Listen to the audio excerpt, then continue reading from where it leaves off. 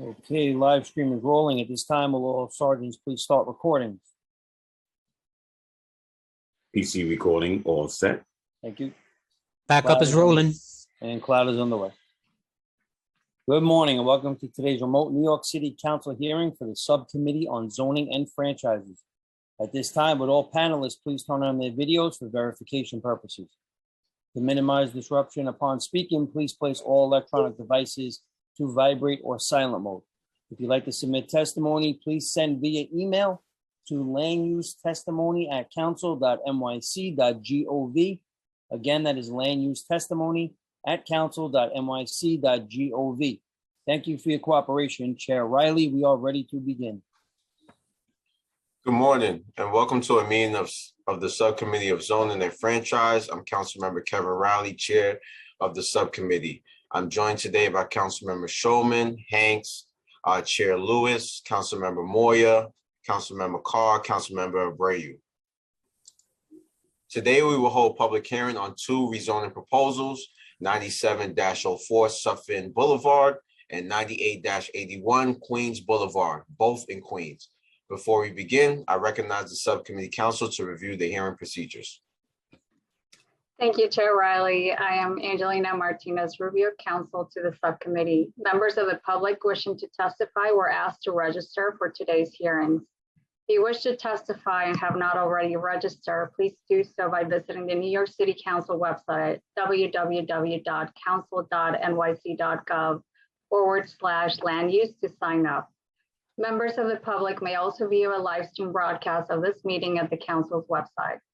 As a technical note for the benefit of the viewing public, if you need an accessible presentation of any of the presentations shown today, please send an email request to landusetestimony@council.nyc.gov.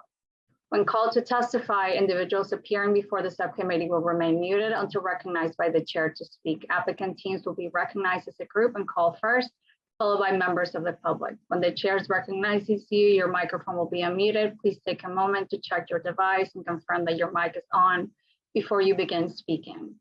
Public testimony will be limited to 2 minutes per witness. If you have additional testimony you would like the subcommittee to consider, or if you have written testimony you would like to submit instead of appearing here before the subcommittee, you may email it to landusetestimony@council.nyc.gov.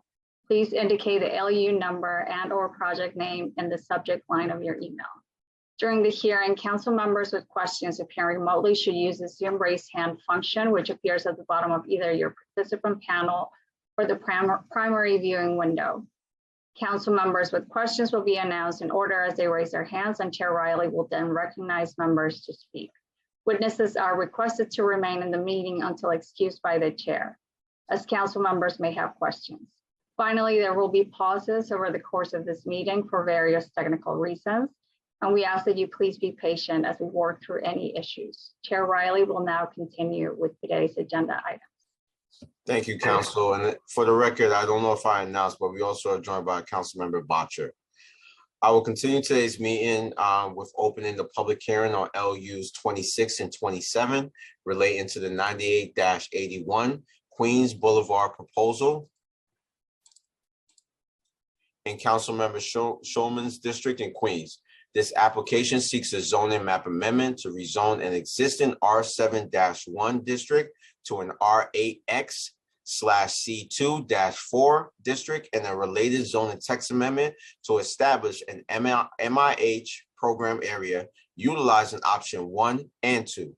For anyone wishing to testify on this item, if you have not already done so, you must register online, and you may do that now by visiting the council website at council.nyc.gov/land-use. I would like to allow Councilmember Shulman to give any brief remarks before we allow the panel to discuss. Councilmember Shulman. Yes, thank you, Chair Riley. I want to say good morning to you and to my colleagues. I want to also thank the staff for their very hard work on all of this. A lot of community concern has been raised about this project. Since taking office in January, I've had several discussions with the developer, and I'm pleased that we have made some progress, the most substantial of which is the agreement to add deeper affordable housing opportunities to the project, which is option 1. With that, I would like to get clarification on various aspects of the project and will reserve my questions until after the presentation. Thank you. Thank you, Councilmember Shulman. Council, please call the first panel for this item. Panel for this item includes Eric Palatnik, Alvin Shine, Jay Marcus, Luigi Russo, Andrew Villari, and Austin Curry. Thank you. Council, please administer the affirmation. Applicants, I will call on each and you individually to answer the following question. Do you affirm to tell the truth, the whole truth, and nothing but the truth in your testimony before this subcommittee and in your answers to all council member questions? Eric Palatnik. Eric, you're muted. Of course, rookie mistake. Did you say I do? I didn't hear it. All right, thank you. Alvin Shine. I do. Jay Marcus. I do. Luigi Russo. He will not be testifying and he's not logged in. Oh, okay. Apologies for that. Andrew Villari. I do. And Austin Curry. I also want to testify. Yeah, He's just scribing. Okay. So that's the full panel. They're sworn in, so you can, Chair, you can continue. Thank you, Council. For the benefit of the viewing public, if you need an accessible version of this presentation, please send an email request to landusetestimony@council.nyc.gov. Once again, that's landusetestimony@council.nyc.gov. And now the applicant team may begin. Panelists, as you begin, I'll just ask you to please reinstate your name and organization for the record. You may begin. Thank you very much, Chair Riley. My name is Eric Palatnik, and it is a pleasure to meet you and each of the members of the committee. Recognizing this historic moment, this is the first time I'm appearing in front of this committee, and I've learned a lot about everybody on it, and I'm hopeful that we'll make great opportunities for people in the city of New York with the team that you've assembled. This application, if whoever's controlling the screen may pull up the screen, I will start to speak about it while I'm introducing it. There you go. The site that you're looking at, that we're here to represent in front of you right now, is the ask for a rezoning, and the site is currently zoned R7, R7-1 to be exact, with a commercial overlay. You can see it right with a C12 commercial overlay. You can see it here situated on Queens Boulevard. And if you can go to the next slide, please. The next slide describes what we're asking you to do with that piece of property.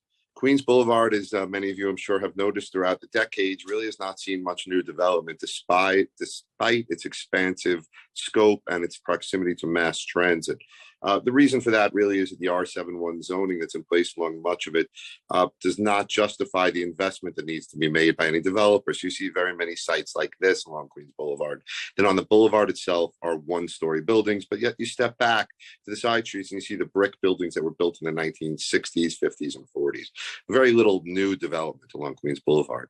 That's why we're here today. We're here to ask for an exciting opportunity with a very cooperative local developer to build a 15-story mixed-use building, which is a shorter building than could be built under the R7-1 zoning.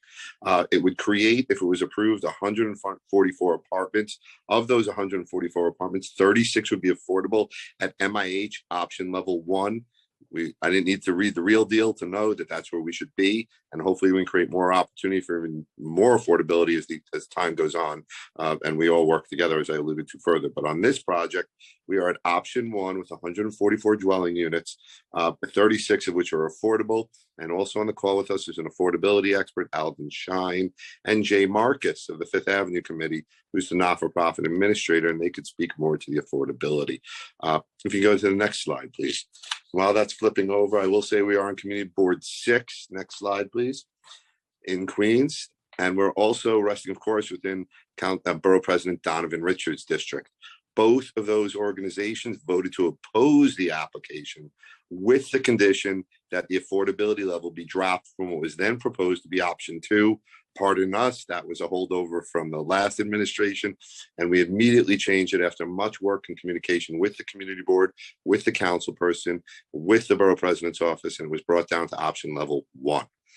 You can see the site right here. We're proposing to put a 15-story building on this 1-story building. Anybody that's in there right now as an existing business has been spoken to. As I'm sure you are all alert to, rezonings move glacially slow. This has been in the works for 4 years. Many of those years in front of Community Board 6.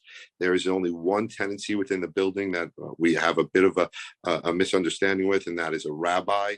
But we have offered our best to give him space at a below market rate within the building. The remainder of the tenants, which include the iconic Tower Diner, which you'll hear more about maybe as time goes on throughout the hearing, have voluntarily relocated, and they're already in the location. There's a bicycle shop, there's a lawyer. Everybody has agreed to go already. And the rabbi that I mentioned earlier is in fact across the street in a new location as well. Next slide, please. The next slide really tells the tale, which is unfortunate, of New York City right now, I think, in our housing situation. And I think this tells the tale of how we can fix it.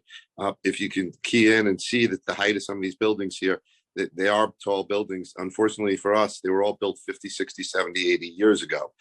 Nothing has really been built recently except for the lower left corner, which is that blue building you see, the lower left, maybe a few others, but not really that many. And in fact, what you'll see if you're really focusing on Queens Boulevard is all the development you see is off of Queens Boulevard.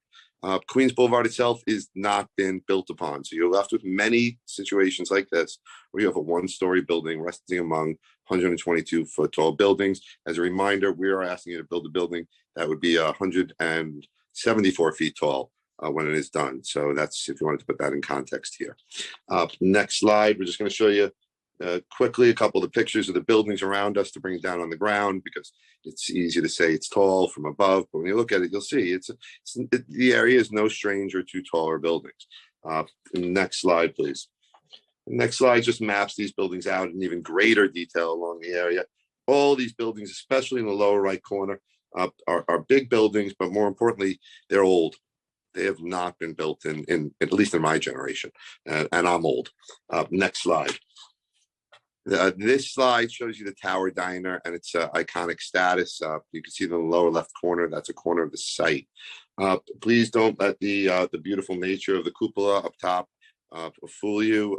It has been attempted to be landmarked on numerous occasions by numerous people, and Landmarks Preservation Commission has rejected it over the years for many different reasons, including the fact that it is in extremely poor condition and ready to fall down. And were it not for this application, it would have come down already, but we didn't want to show any bad faith to anybody and let anybody feel to believe that we were destroying something in the hopes that then it can never be saved. The design of the building, if you look on the right, we've tried to take a cue from that. There is a clock down in the lower right-hand corner of the building. We can expand upon that view and you can see it, but we're happy to play upon that more in the design, and we're happy to include many of the community's desires in the design. And they did ask maybe if we could move the entrance onto Queens Boulevard under the Trilon Theater marquee.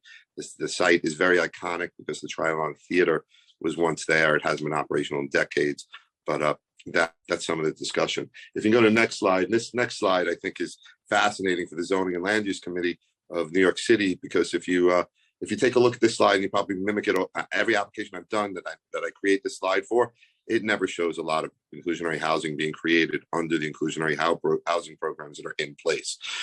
That's a telling tale. You can create as much inclusionary housing districts as you want. Whether or not somebody builds something is another story.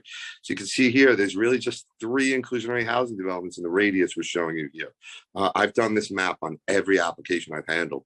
There's not a lot. And the reason why is it's scary for a developer to take the risk to do this. And that's the state does not offer much in the way of subsidy, nor does the city. So it's a big risk for a developer. So we're happy that the Abramov family is doing it here and creating something. And the next slide shows you the partnerships they're doing it with. We're happy that we're doing it with 32BJ. They are involved and we've signed a contract with them. Hopefully they'll speak today, but if you don't get a chance to hear them today, they will say they are in agreement with us and working with us. We've signed up with them and we're happy to work with them on any project.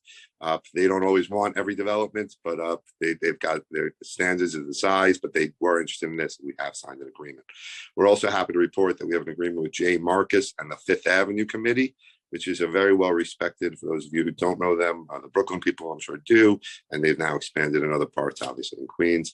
And also we have been working with the New York City Department of Housing Preservation and Development, and Alvin Shine is our consultant there. So hopefully we're developing the right partnerships. We are committed to minority women-owned business enterprises, as well as working with local trade unions and the community board. Next slide, please. The next slide is just I'm going to ask the presenter to just skip through. Really, the first slide just shows you the low-rise nature. I'm on Queens Boulevard. I'm giving you a slide in the most densely populated, widest avenue we've got to offer in New York City. And I have a one-story diner to present to you that could just as easily be somewhere in New Jersey, in suburban New Jersey. It's calling for more, and I hope you like what we're creating. The slides, you can just keep clicking. People can take a look and see what the site looks like. We can click right through. There's nothing much that's too beautiful there to show you other than the diner, maybe. You could pause right there, and this takes you now into the sum and substance of what we are asking you for. It's an R71 district right now. R71 lets me build to the moon if I have enough lot area. There's no height limit in an R71. Anything with a letter at the end gives me a height limit. The reason I say that is because we're not here to discuss height. The building could be much taller on an as-of-right basis in the R71, but no matter how tall a developer builds a building, it would still be a loser. And that's why they're here asking you for a rezoning. And that's why the site has sat vacant for the better part of the last 80 years. We're asking you for an R8X zoning, which we feel is, my personal opinion, is still too low for Queens Boulevard. I think Queens Boulevard could handle R9. That's my personal opinion. It could create more affordable housing to compensate for what the state and the city can't do. A developer can do if they had more density. But R8X is certainly a very good density to build with. It allows the developer to create, as I said before. Next slide, please. I'll show you the zoning first before I go into it. The left side of this slide, this is the zoning map change. This is what we're asking for you to do. This will be the end result if you should act on it. The left side shows you what the city maps look like right now, the triangle in the middle. It's an R71. The right side shows you an R8X, which is what we're proposing. And it, of course, will have a commercial overlay, which is a C24. Next slide, I think, is something you'll all be very interested in. This is the affordability matrix that we've been presented to you. And you'll notice here that it's option 1, and you'll notice it's creating the 36 affordable apartments that I spoke about. It was important to the community that there be a mix of units, and they weren't very interested in studios. The unit mix is no accident. Years of working with the community. We've been working together for 4 years on this project with the community. The unit mix at the AMI mix that you see, if you pay close attention to the green band in the middle that goes 3 times down in the middle, 40, 60, 100, you'll notice it goes 40, 60, 100. The reason it's jumping up to 100, we have to average at 60 for option 1, but we wanted to provide a response to the community's request to provide as many units as we could at the lower level income band, which is 40. So to skew the numbers, because it's not a skew, it's the wrong word perhaps. The whole thing is an average.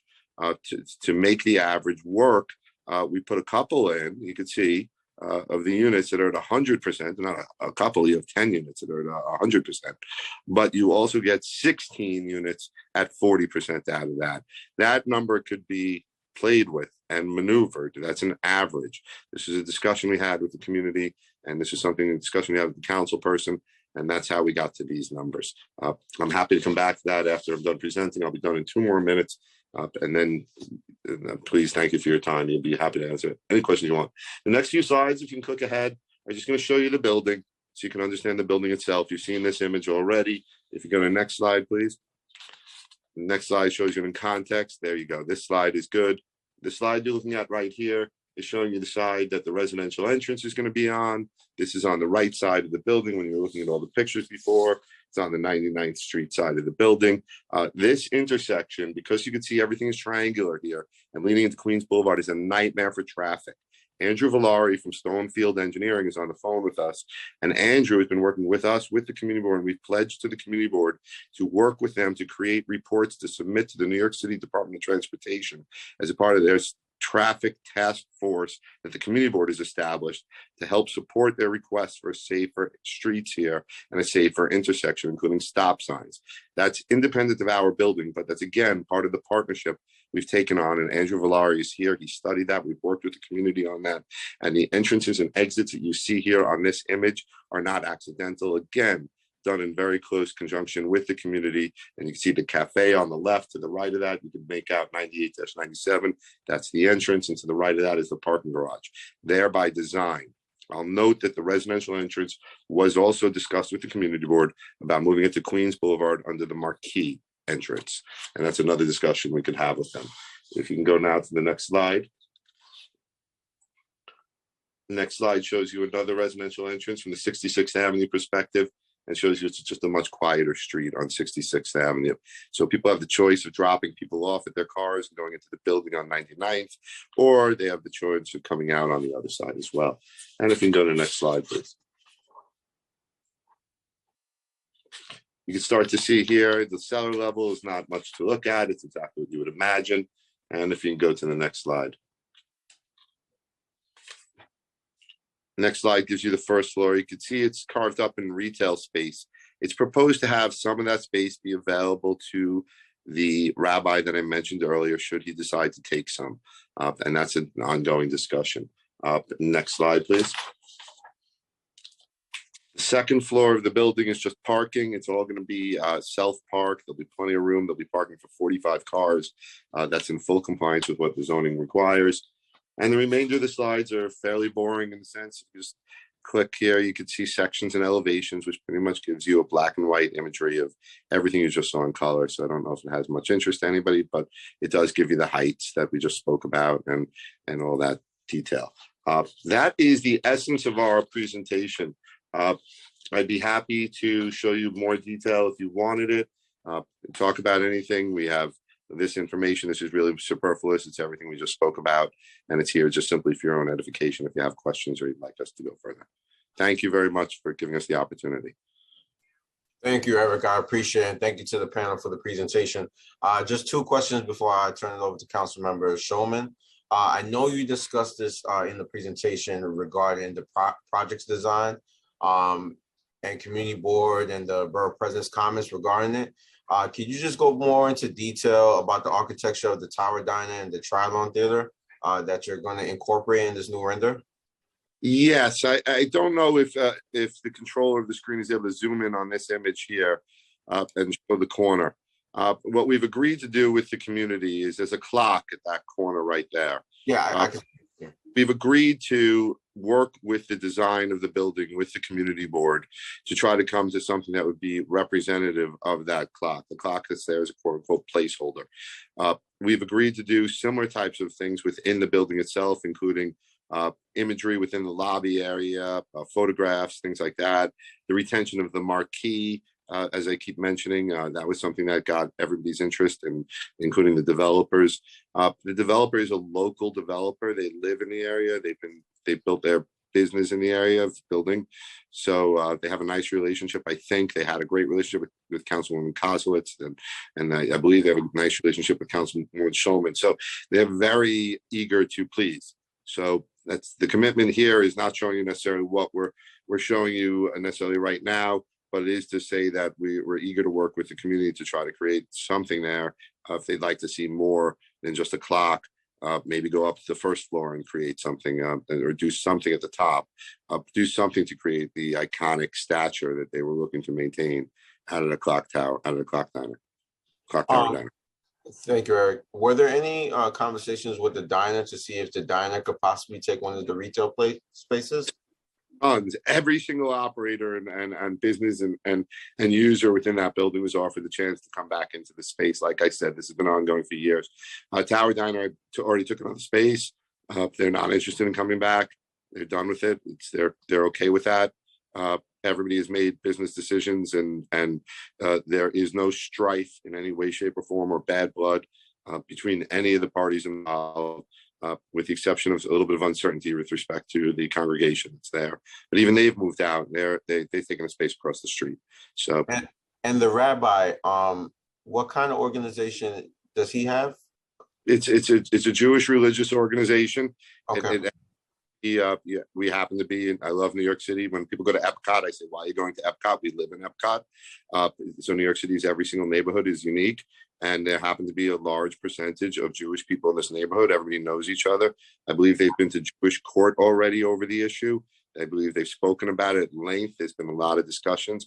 They just haven't been able to come to an understanding of what the future would be necessarily. So I tell you that only because it's been in the news. CBS News has run an article about it. And if you Google it, you'll see the story. So, we make you alert to it. Okay, thank you, Eric. I would like to pass yield my time to Councilmember Shulman for any questions. Councilmember Shulman. Thank you.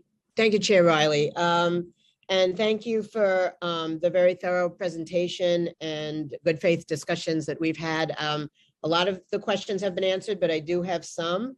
One is in terms of the building trades and the unions, have you had discussions about paying a prevailing wage and meeting the benefit standard of the unions? We have not had a conversation with them. We have made a commitment to speak with them. The Carpenters Union, I believe, reached out to us at the community board. We said we'd speak to them after we get an approval, and we'd be in a better position to come back to them and see what we had to do.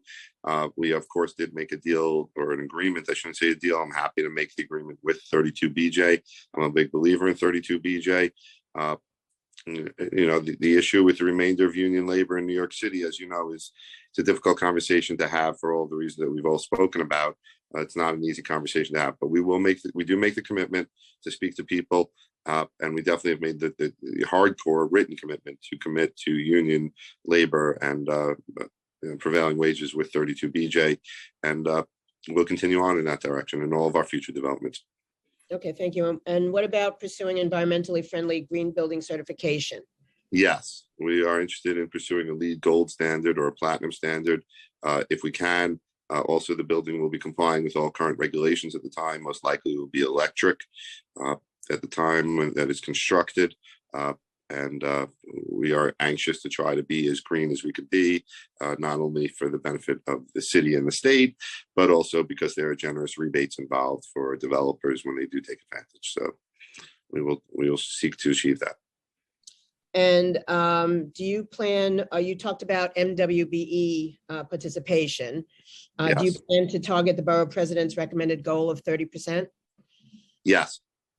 And will you follow up and provide progress reports to the community board on the hiring commitments? Yes. Great. And what sustainability and resiliency measures are incorporated into the building's design and construction? Well, there's quite a few. There's a green roof measure. There's what are called bioswales at the street level, which will capture some of the rainwater. We will have a high energy heating and cooling system. The windows will be a very high attenuation on the windows, which will a UV rating, which will both repel the heat in the summer and insulate the warmth in the winter. Those are the various things that come into play as time is going on. There's all new sorts of technology that's coming into play with recycled water systems and turning rainwater at least into gray water. We're hoping to explore some of those because I don't know if anybody's looked at their water bill recently, but water is not cheap anymore, and things like that. So we are very anxious. As I said, this is a very diligent professional developer. They are eager to implement the newest and latest techniques. So we're eager to do that. And what about, in terms of that, what about bike parking, the consideration of that, of adding that? Yeah, there's plenty of bike parking, and actually it's interesting because we've been talking to a group called UNI, which happens to be a Black-Brown organization, but more importantly than that, he is Shabazz Stewart is his name, and he has created a system of free on-site bike parking for the general public, so that you could use bike parking in pretty much anywhere. He's got it at Domino's Landing, which is the public park, the plaza that opened up. I believe the mayor has been very supportive of him as well. In any event, we've been talking to him about putting a pod. He's got pods, and the pod goes inside the parking area. And if somebody were to park their bike there, they could park their bike there for free. So it's something we've been talking about doing. So the bike parking, there'll definitely be bike parking for the occupants. what I'm talking about now is bike parking for the general public, and that's something we've been talking to the community board about, because as you know, you're on a very active bike path, and there's also a subway platform station right there. So what would be, better than that, to go there and park your bicycle and then go to work every day. So. No, that's great. And also I wanted to just follow up about the discussions that have been had with the community board about mitigating the development's impact on traffic flow during construction and minimizing construction disruption on Queens Boulevard, including the bike lanes and the surrounding community. Sure. And for the sake of time, I'm just going to ask Andrew Valari Andrew, can you just give maybe 3 minutes about what you're thinking to the councilwoman, and everybody can understand the intensity at which you've been approaching this here? And maybe I could ask the presenter to pull up the slide that showed the traffic circulation and movement. But Andrew, you still on the phone? I'm here, yeah. And for the benefit of the record, this is Andrew Valeri from Stonefield Engineering and Design, applicant's traffic engineer. Eric, I'll do even better than 3 minutes. I might even do 1.5 minutes. So specifically relating to the impact of the project during construction on traffic, we're going to comply with all New York City DOT regulations. We understand the importance of the corridor here, so the city sets forth certain criteria for when you're doing construction on Queens Boulevard. We're well aware of it, and we'll make sure that we maintain all roads, maintain all bike lanes in accordance with the DOT standards. And Andrew, we've also been working with the community board, and we've to tell a little bit about that so that they understand the effort you've made and the future commitment. Absolutely. So we did listen and speak with the community board. Some of their concerns were related to some existing traffic congestion in the area and potentially seeking some traffic calming measures that could be implemented regardless of the project. So what we committed to doing is work with the city DOT to really come up with a plan for how to address this. It's nothing related to the project. It's just how can we work with the community to give them a safety improvement. No, thank you. I just want to say that since we had our preliminary discussions, you've come a long way, and I want to thank you again for the good faith that you've put into this. And I have no other questions at this time, Chair. Thank you, Council Member. I now invite my colleagues to ask questions. If you have any questions for the applicant panel and are joining us remotely, please use the raise hand button on the participant panel. Council, are there any council members with questions? I see no council members with questions at this time, Chair. There being no future questions, the applicant panel is excused. Council, are there any members of the public who wish to testify on 98-81 Queens Boulevard proposal? Yes, there's one member of the public signed up to testify, Marissa Williams. So Marissa, you will have 2 minutes to speak once the chair gives you the go ahead. Members of the public will be given 2 minutes to speak. Please do not begin until the sergeant at arms has started the clock. You may begin. Time starts now.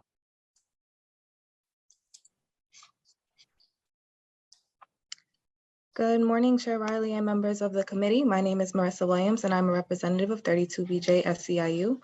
I'm here on behalf of my union to express our support for the proposed project at 9881 Queens Boulevard. 32BJ is the largest property service union in the country, representing 85,000 property service workers in New York City, including janitors, security guards, handy persons, and supers that work in buildings similar to this proposed project. 32BJ supports responsible developers who invest in the communities where they build. I'm happy to report that the developer Trilon LLC has made a credible commitment to creating prevailing wage building service jobs at this site. This commitment means that building service workers at this site will have access to family-sustaining wages, retirement, and quality health benefits in a time when New Yorkers need them most. We know that this development will continue to uphold the industry standard and provide opportunities for working families to thrive. For these reasons, we are in full support of this project. We have full confidence that Trilon LLC will be a responsible employer and presence in this community.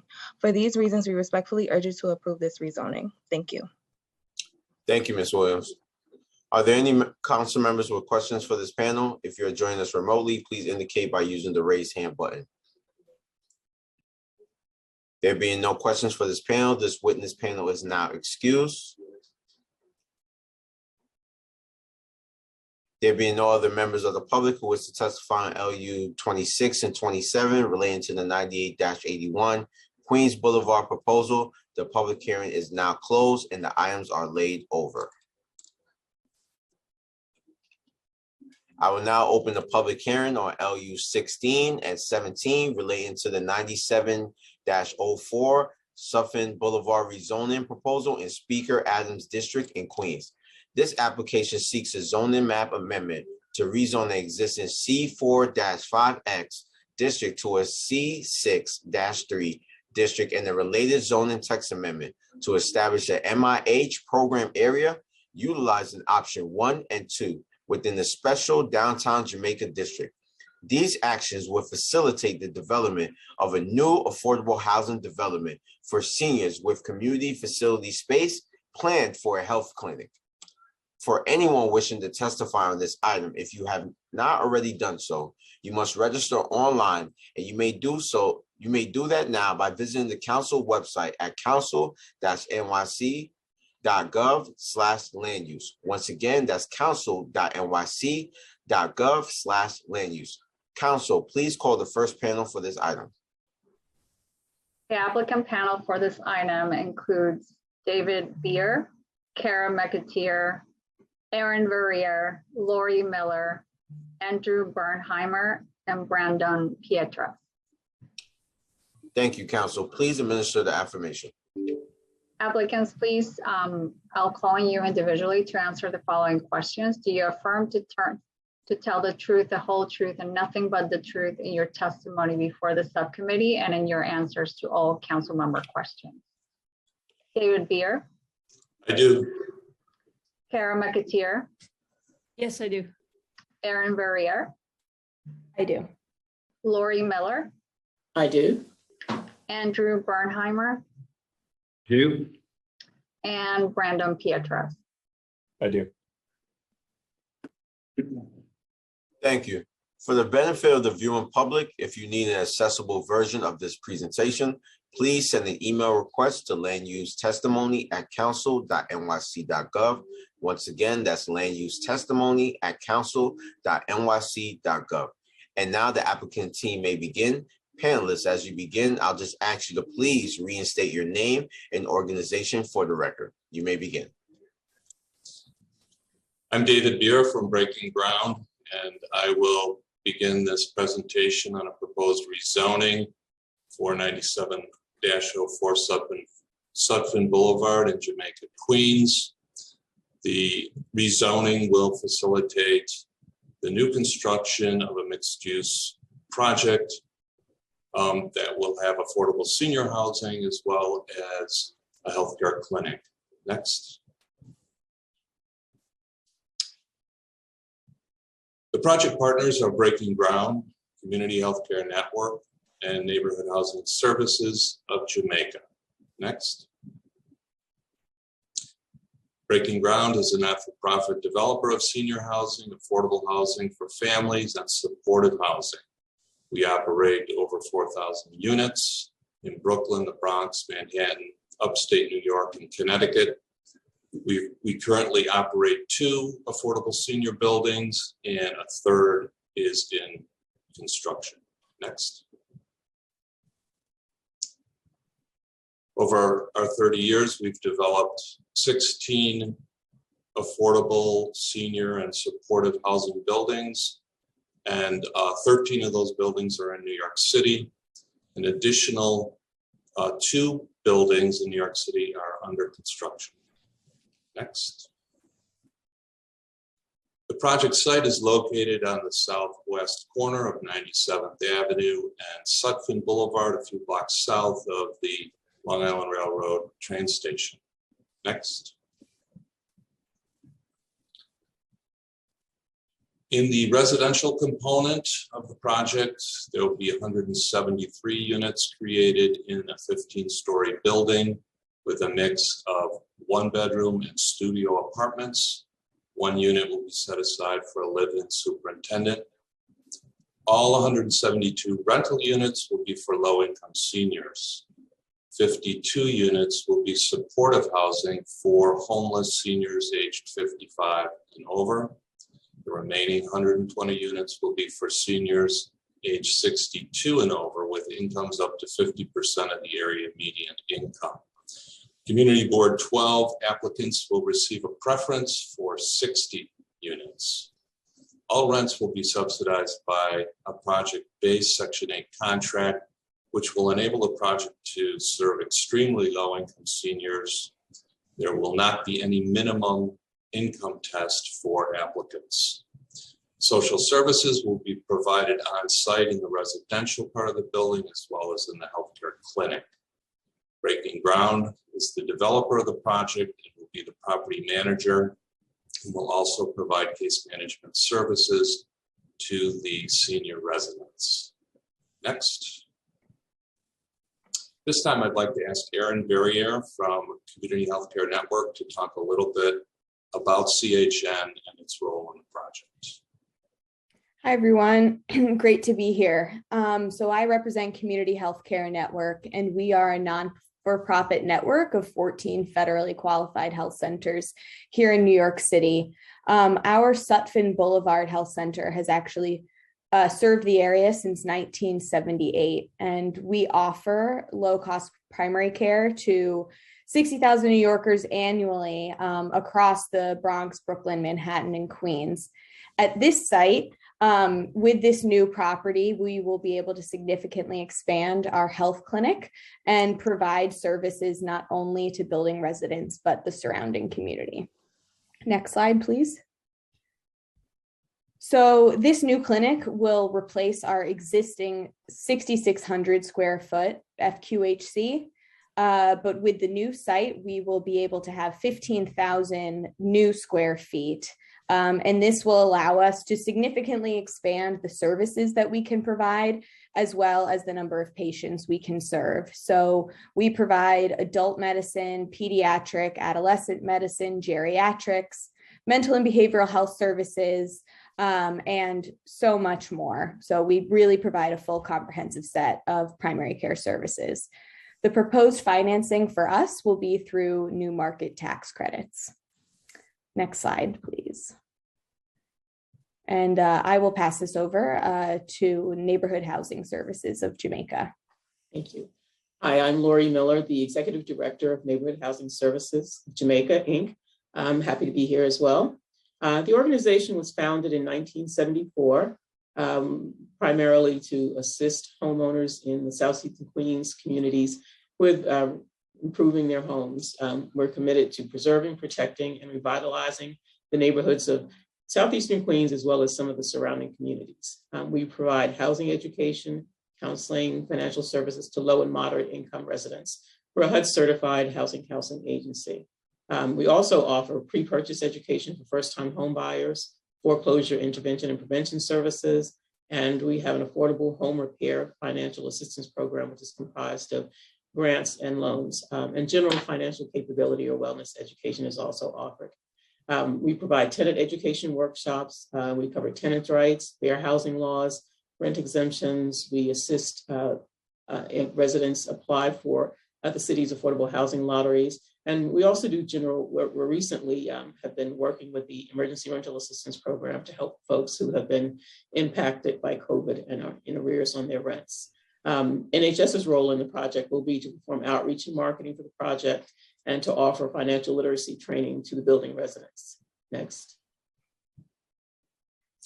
At this time, I'd like to ask our architect, Andy Bernheimer from Bernheimer Architects, to talk a little bit about the project design and the specific land use actions that are being requested. Thanks, David, and good afternoon. I'm Andy Bernheimer, principal of Bernheimer Architecture. We're a design practice in Brooklyn where we dedicate our energy to creating sensitive, sustainable, and transformational affordable housing. I want to thank the council for giving us this time to present the design for the project at 97-04 Sutphin Boulevard. So we've been focused on the local context, addressing massing issues that respond to the changing neighborhood to create a design that continues the growth of a safe and engaging streetscape, one which also satisfies the requirements of the special downtown Jamaica district. The building is articulated in three pieces: a 5-story mast along 97th Avenue, which holds the primary entry to the community healthcare network space, This entry is at the primary corner of Sutphin and 97th in this view.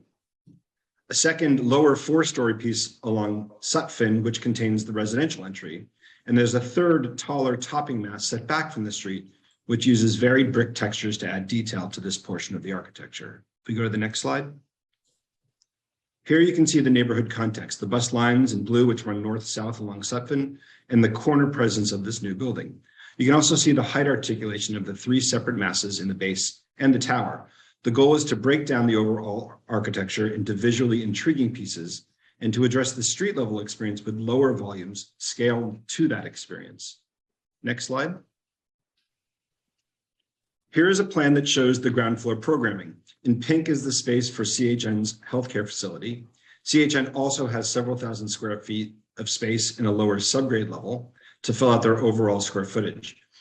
And at the southern end of the site along Sutphin is the resident entry, that's the area in yellow, where the reception and a communal amenity space, as well as a stair up to a 2nd floor terrace.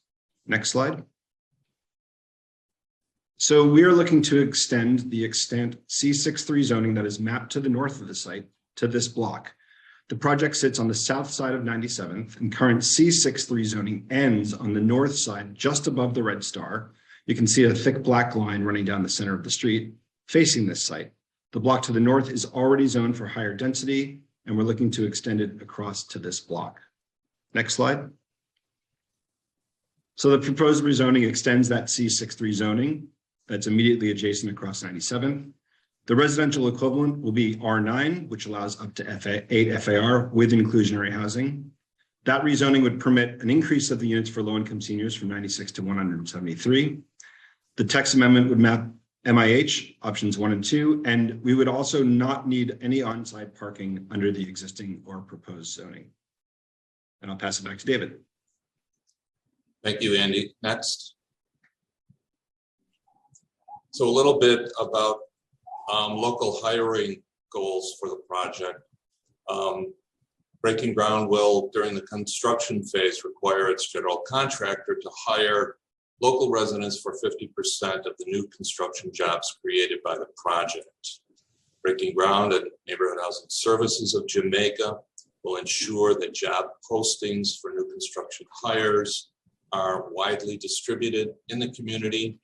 All applicants from the community for new construction jobs will receive an interview. Breaking ground will submit semi-annual reports to Community Board 12 regarding construction local hiring during the approximately 2.5-year construction period. The construction is subject to prevailing wages. Next. At the permanent phase, Breaking Ground commits to a local hiring goal of 50% of the housing operations positions. We estimate there will be about 25 new positions, permanent positions created by the project. Breaking Ground will submit a report to the Community Board on local hiring for permanent positions within 6 months after the completion of the project. Residential building operation employees will be represented by DC 37. Next. Participation by minority and women-owned business enterprise will be a requirement of the project's funding sources. Breaking Ground will submit a detailed plan to the city and state agencies on how it will meet the goals set by the agencies. We will also submit quarterly reports to the agencies tracking our progress toward MWB goals during construction. Breaking Ground's general contractor has an excellent track record of meeting or exceeding MWB goals. Next. With respect to parking, as Andy mentioned, none is required by either the existing or proposed zoning. Surface parking was not feasible here because of the large ground floor healthcare space, and underground parking would have been prohibitively expensive. Breaking Ground did commit to Community Board 12 to provide up to 12 subsidized parking spaces in a local lot or garage where residents would pay out of pocket no more than $100 per month. Next. We plan to close on the construction financing and start construction in the fall of this year. And that would put us on track to complete the project and commence occupancy in late 2024. That concludes our presentation. Happy to answer any questions. Thank you. Thank you to the panel. I just have a couple of questions before I see if any of the committee have any, council member on the committee have any questions.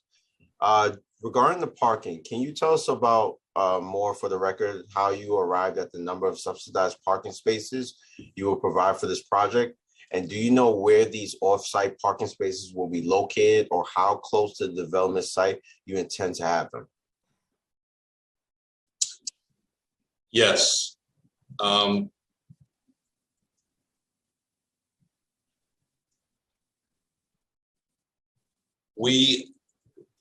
We estimated that, well, we assumed that none of the homeless seniors will have a need for a vehicle. And so that leaves 120 non-homeless senior apartments, and we took 10% of that number to come up with the 12. Our experience in our own portfolio, we have over 900 seniors and very, very few have vehicles.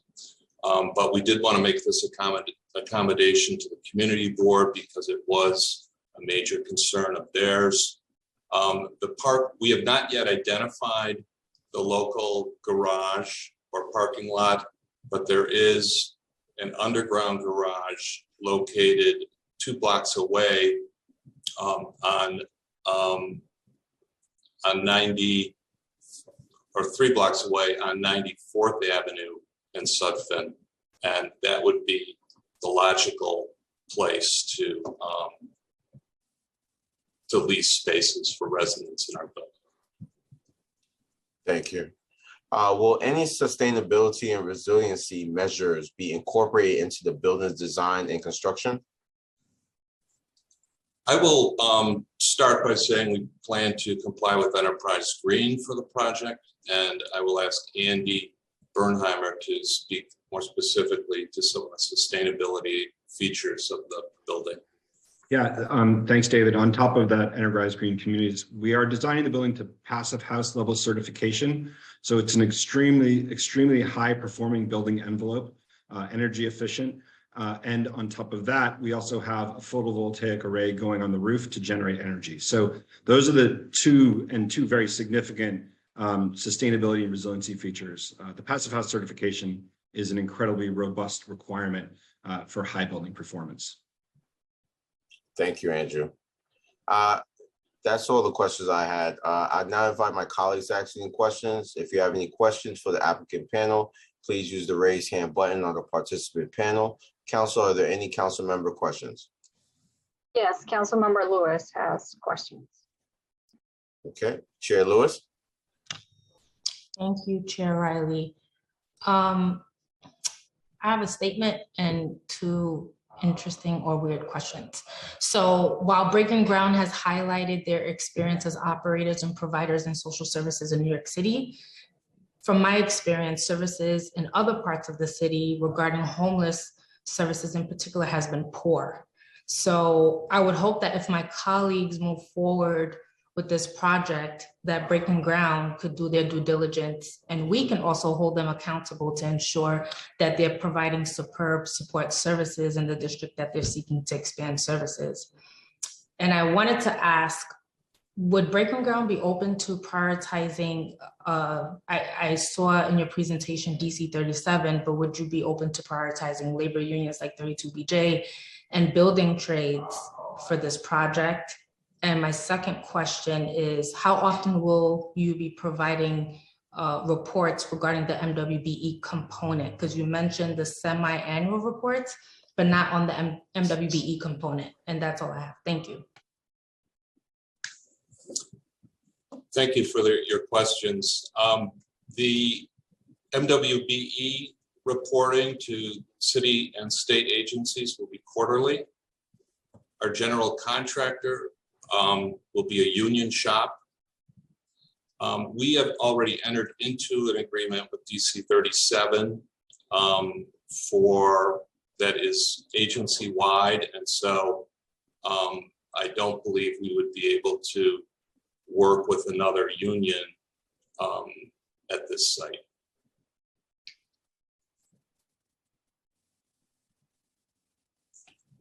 Did I respond to all your questions, council member?